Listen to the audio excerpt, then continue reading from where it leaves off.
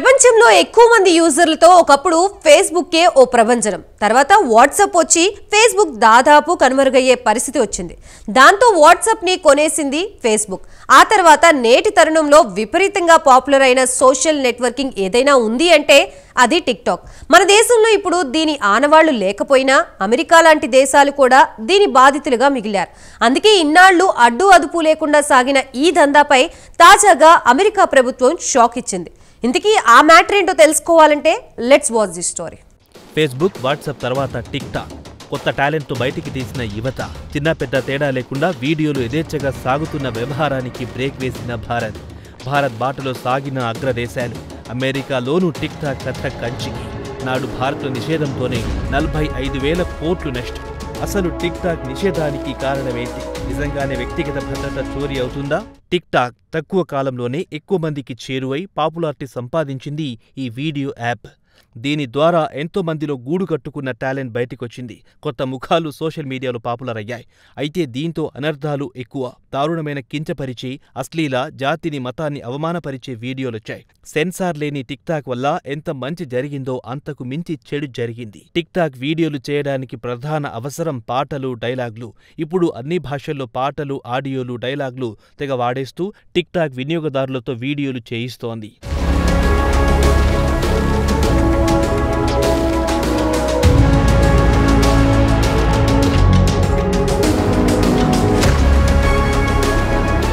అన్నింటికి మించి ఈ టిక్టాక్ యాప్ చైనా వాళ్లు తయారు చేసింది. దీంతో మన డేటా అంతా వాళ్లు చోరీ చేసే ప్రమాదం ఉందని నిపుణులు ఆందోళన వ్యక్తం చేశారు. దీంతో చైనా పేరెత్తితేనే శివాలెత్తుతున్న అమెరికా ఎట్టకేలకు టిక్టాక్ కథ కంచికి చేర్చింది. అమెరికాలో నిషేధం విధించేందుకు తీసుకొచ్చిన బిల్లుకు అక్కడి ప్రతినిధుల సభలో ఆమోదం లభించింది.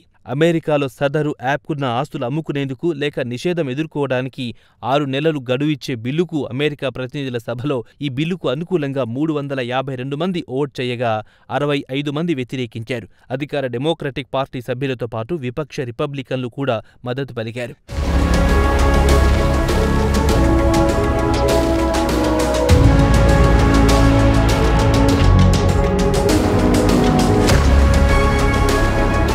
అయితే ప్రతినిధుల సభలో ఈ బిల్లుకు ఆమోదం లభించినా సెనేట్లో మాత్రం అనిశ్చితి నెలకొంది. దేశ భద్రతకు ముప్పుగా పరిణమించే విదేశీ యాప్ల నియంత్రణకు భిన్న పంథా అనుసరించాలని కొందరు సెనేటర్లు భావిస్తున్నారు. ఆసక్తికర అంశమేమిటంటే అమెరికాలో టిక్టాక్పై నిషేధాన్ని వ్యతిరేకిస్తూ ఎంపీలకు యువత నుంచి అత్యధిక సంఖ్యలో ఫోన్ కాల్స్ వస్తున్నాయంట. ఇజ్రాయిల్, హమాస్ మధ్య కాల్పుల విరమణకు కృషి చేయాలంటూ వస్తున్న ఫోన్ కాల్స్ కంటే టిక్టాక్ విషయంలో అత్యధిక కాల్స్ వస్తున్నట్లుగా గుర్తించారు. ఇక టిక్టాక్ మాతృ సంస్థ బైట్ డాన్స్కు చైనా అధికార పక్షం చైనీస్ కమ్యూనిస్టు పార్టీతో సంబంధాలున్నాయని అమెరికా అనుమానిస్తోంది. దీంతో యాప్ ద్వారా సేకరించిన వ్యక్తుల పర్సనల్ డేటా చైనా ప్రభుత్వానికి చేరుతుందని ఎంతో మంది నిపుణులు ఎప్పటినుండో హెచ్చరిస్తున్నారు.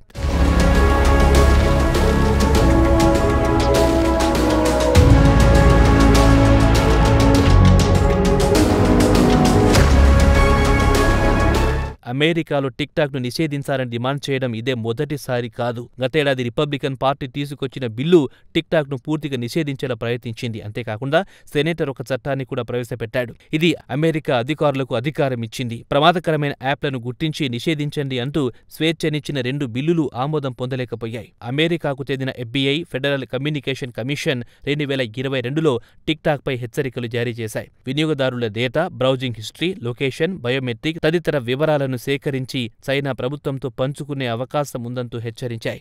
అయితే ఇటీవల అమెరికా అధ్యక్షుడు జో బైడెన్ టిక్టాక్ యాప్ వినియోగించడాన్ని ప్రారంభించారు. దీంతో దీనిపై సభ్యులు అనేకసార్లు అనుమానాలు వ్యక్తం చేస్తూ తీర్మానం పెట్టడంతో భారత్ బాటలో టిక్టాక్ నిషేధిస్తూ నిర్ణయం తీసుకున్నారు.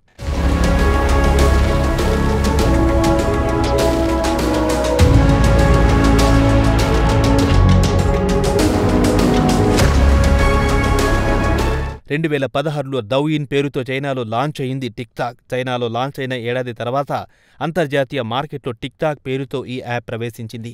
ముఖ్యంగా భారత్లో టిక్టాక్ యాప్ చాలా పాపులర్. మార్కెట్లో ప్రవేశించిన కొద్ది కాలంలోనే ఎక్కువ మంది యూజర్లను అట్రాక్ట్ చేసింది. అయితే ఈ యాప్ పోర్నోగ్రఫీని ఎంకరేజ్ చేస్తుందని, చైల్డ్ యూజర్లను సెక్సువల్ ప్రెడేటర్స్ టార్గెట్ చేసే ప్రమాదముందని హెచ్చరిస్తూ కేంద్ర ప్రభుత్వం వెంటనే ఈ యాప్ను బ్యాన్ చేయాలని ఏప్రిల్ 3, 2019న తమిళనాడు కోర్టు ఆదేశించింది. కోర్టు ఆదేశాలను అమలు చేయాలంటూ కేంద్ర ప్రభుత్వం యాపిల్, గూగుల్కి లేఖ రాసింది. కోర్టు ఆదేశాల ప్రకారం 2020లో గూగుల్, యాపిల్ మొబైల్ యాప్ స్టోర్ల నుంచి టిక్టాక్ను తొలగించింది. ఆ తర్వాత దేశ భద్రత దృష్ట్యా చైనాకు సంబంధించి మొత్తం 59 చైనా యాప్లను సైతం భారత్ తొలగించింది.